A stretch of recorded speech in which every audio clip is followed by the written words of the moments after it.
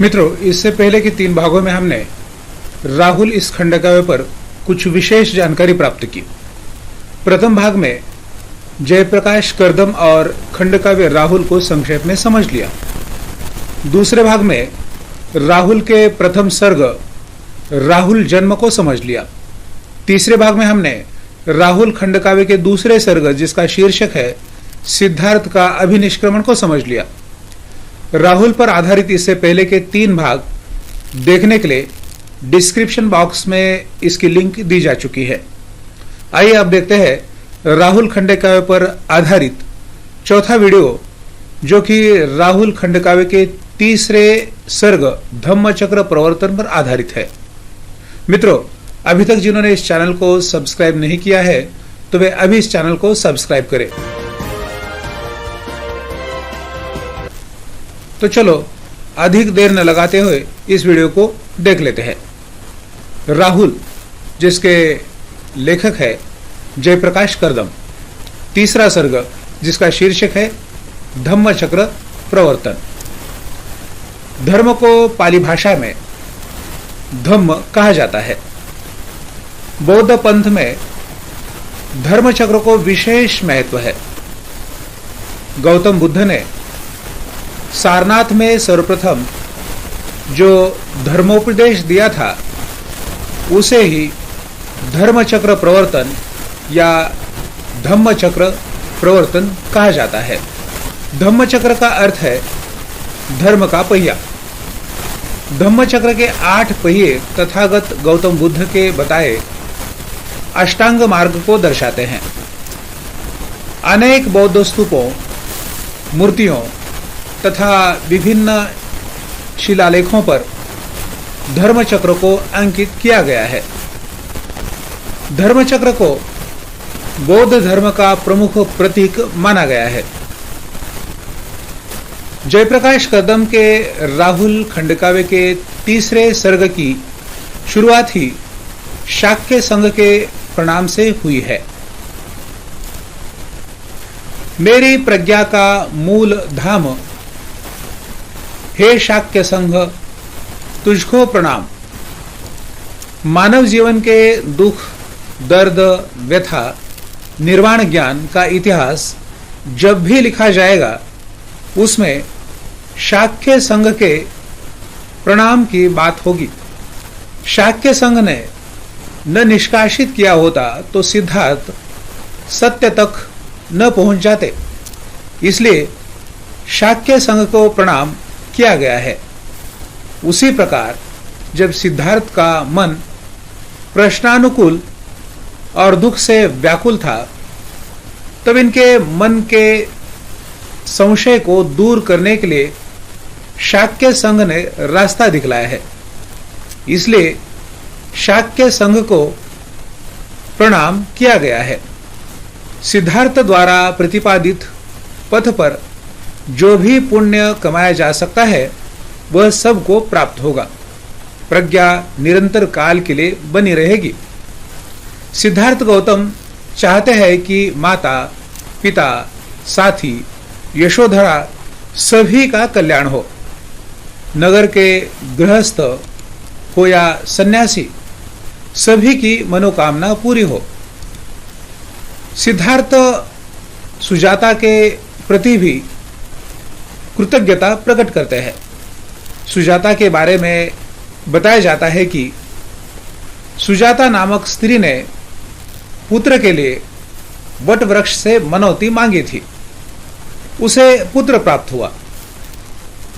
अपनी मनौती पूरी करने के लिए वह सोने के थाल में गाय के दूध की खीर लेकर वट वृक्ष के पास पहुंची तो उसके नीचे सिद्धार्थ ध्यान में मग्न थे।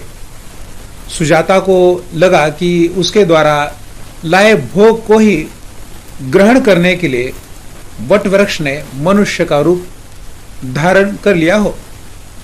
सुजाता ने वट वृक्ष का ही मानव रूप समझकर सिद्धार्थ से कहा कि जिस प्रकार मेरी मनोकामना पूरी हुई है उसी तरह तेरी भी मनोकामना पूरी हो। उसी रात को सिद्धार्थ की साधना सफल हुई, उन्हें सच्चा बोध हुआ और वे बुद्ध कहलाए गए। उसी प्रकार जिस वृक्ष के नीचे सिद्धार्थ को बोध हुआ उसे बोधि वृक्ष कहा गया। यह घटना जिस स्थान पर घटित हुई उसका नाम है बोध गया। अतः सिद्धार्थ उस सुजाता को भी याद करते हैं। इन सब के कारण ही बुद्ध अपने आप को गर्वान्वित महसूस करते हैं। बोधि वृक्ष के नीचे प्राप्त ज्ञान को सिद्धार्थ जग में बांटना चाहते हैं। अज्ञान, मोह और आसक्ति से मुक्ति पाने के लिए यह सच्चा ज्ञान होगा। पंच भिक्षु को वे आवाहन करते हैं कि बोधि का अमृत लेकर प्रजा की आंखें खोल दे। वे वंचित, दीन, दलित, चांडाल, शूद्र, आदिवासी, राजा, क्षत्रिय, वैश्य और ब्राह्मण को भी वर्ण जाति का अहंकार छोड़कर बोधि अमृत को पाने का आवाहन करते हैं। सिद्धार्थ ने मद, वासना, तृष्णा, मोह, द्वेष आदि पर विजय पाई है। इस धर्म में आदि, मध्य और अंत मंगल है। इस धर्म में सभी को शरण मिलती है। उसका हीन बोध नष्ट हो जाता है। यहीं पर जीवन का अवसाद समाप्त होकर आह्लाद प्राप्त होता है। जीवन के सुख दुख के बारे में सिद्धार्थ के अनुसार बोधि जीवन दुखों का घर है।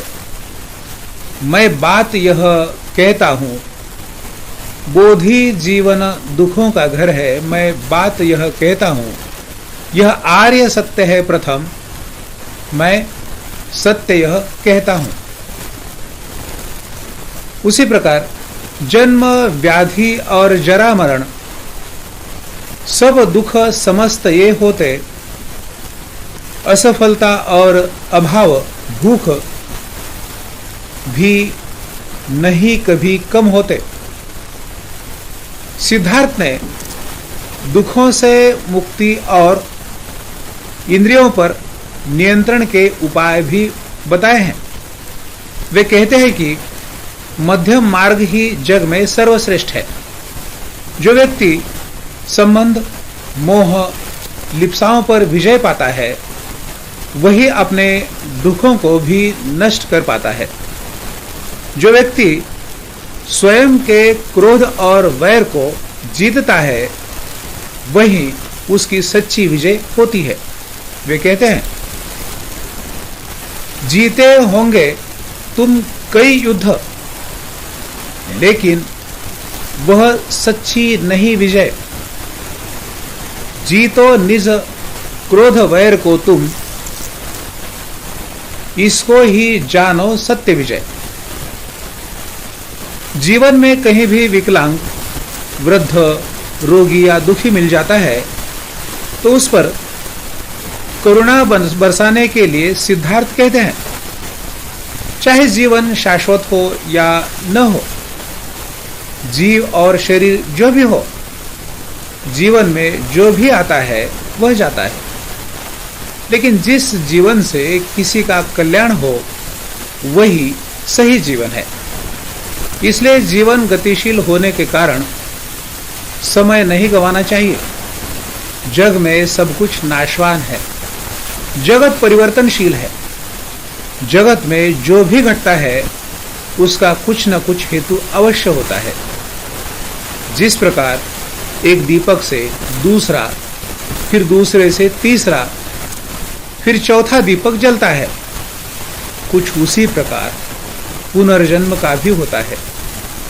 जिस प्रकार दीपक की लौ भी कभी एक जैसी नहीं होती है, कभी वह धीमी, कभी वह मध्यम, तो कभी वह तीव्र होती है, लेकिन अविच्छिन्न बनी रहती है।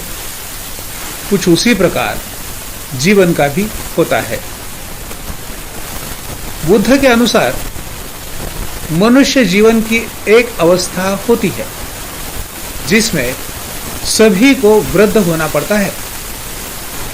प्रत्येक की मृत्यु अटल है।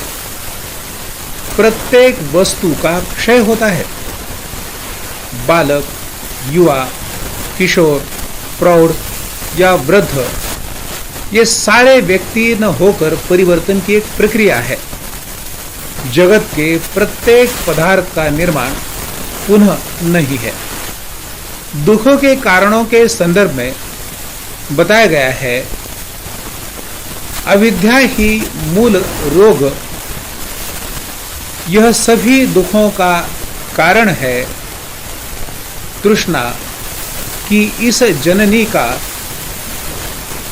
आवश्यक पूर्ण निवारण है। सिद्धार्थ मानव को नया मार्ग दिखलाना चाहते हैं। वे एक नव आविष्कारक की भूमिका निभाते हैं।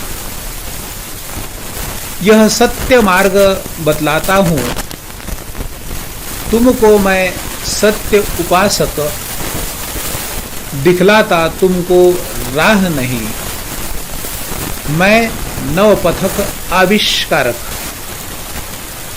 प्रत्येक व्यक्ति को अपने कर्मों के अनुसार फल मिलते हैं।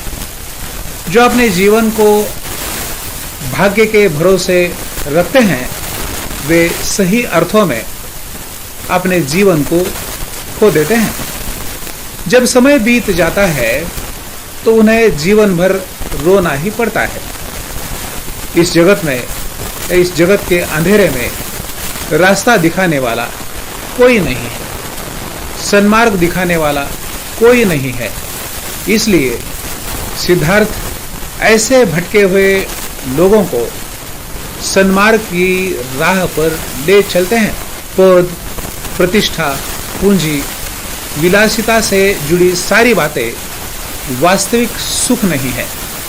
वे जगत को सच्चे सुख से परिचित कराना चाहते हैं।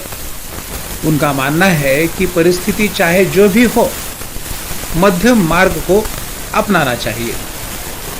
उत्पन्न शून्य से होकर यह संसार शून्य होता है।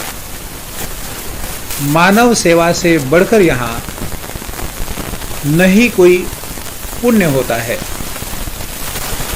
सिद्धार्थ के अनुसार शस्त्र अस्त्र में सच्चा सुख नहीं है। जगत को चाहिए कि स्वयं चैतन्य को जगाए, सब प्रकार के बैर, द्वेष और अहंकार को दूर करे। स्वयं पर विश्वास करने का भी वे आवाहन करते हैं। अज्ञान तिमिर का नाश करो, अपने दीपक तुम आप बनो। विश्वास करो निज क्षमता पर, अपने स्वामी तुम आप बनो। समता ही सिद्धार्थ गौतम बुद्ध की शिक्षा का आधार है। उनके अनुसार मानव और मानवता हमेशा सुखी रहे। प्रज्ञा के सुमन खिलने से स्वयं चैतन्य जग जाता है। सिद्धार्थ के अनुसार वैदिक हो या अवैदिक, शिक्षा का आधार समता ही होना चाहिए। हत्या, उत्पीड़न, अपशब्द, अमंगल आदि सब हिंसा ही है। हिंसा के बदले प्रतिहिंसा कभी भी उचित नहीं है। सुखमय जीवन का आधार अहिंसा है। हिंसा हिंसा का उत्तर नहीं है। धर्म के संदर्भ में सिद्धार्थ का मानना है कि धर्म दिखावे की वस्तु नहीं है। वे धर्म के बारे में कहते हैं, धर्म मात्र जीवन को जीने का मार्ग होता है। जो इस पथ पर चलता है वह पुण्य प्राण होता है। सिद्धार्थ समय और शक्ति का सही सदुपयोग करने की सीख देते हैं। अपने समय और शक्ति को व्यर्थ नहीं गंवाना चाहिए। यह सबसे बड़ी संपदा है। इस प्रकार बुद्ध के वचन ही मानव का कल्याण है। अपनी सामाजिक जिम्मेदारी को छोड़कर संघ में प्रवेश करने के लिए वे मना करते हैं। संघ में आपराधिक तत्वों के लिए कोई स्थान नहीं है। सिद्धार्थ आगे कहते हैं कि संघ में सभी के लिए समान न्याय है। समता से बढ़कर कोई मूल्य नहीं है। जाति, वर्ण, ऊंच नीच इस तरह का कोई भेद नहीं है। पद, पैसा और प्रतिष्ठा के लिए कोई स्थान नहीं है। जो संघ में सबसे पहले प्रवेश करता है वही वरिष्ठ कहलाता है। सिद्धार्थ गौतम आगे कहते हैं कि कोई भी आर्य अनार्य इस प्रकार का कोई भेद नहीं है। नहीं कोई आर्य अनार्य द्रविड़ या अन्य कोई प्रजाति, इस वसुधा पर सब मिलजुल कर बन बौद्ध रहे एक जाति। इस प्रकार राहुल इस खंडकाव्य के इस सर्ग में धम्मचक्र प्रवर्तन से संबंधित विचार प्रकट हुए हैं। इस अध्याय में बुद्ध धर्म के मूल विचारों को विस्तार से प्रतिपादित करने का प्रयास किया गया है। जयप्रकाश करदम के राहुल खंडकाव्य का यह भाग बुद्ध के विचारों को संक्षेप में प्रकट करता है। तो मित्रों, राहुल खंडकाव्य से संबंधित यह वीडियो भी आपकी समझ में आया होगा। इस वीडियो के संदर्भ में कमेंट करना न भूलें। इसी तरह अपने विश्वविद्यालय के पाठ्यक्रम या हिंदी प्रतियोगी परीक्षा के लिए उपयुक्त वीडियो देखने के लिए इस चैनल को लाइक, शेयर और सब्सक्राइब करना न भूलें।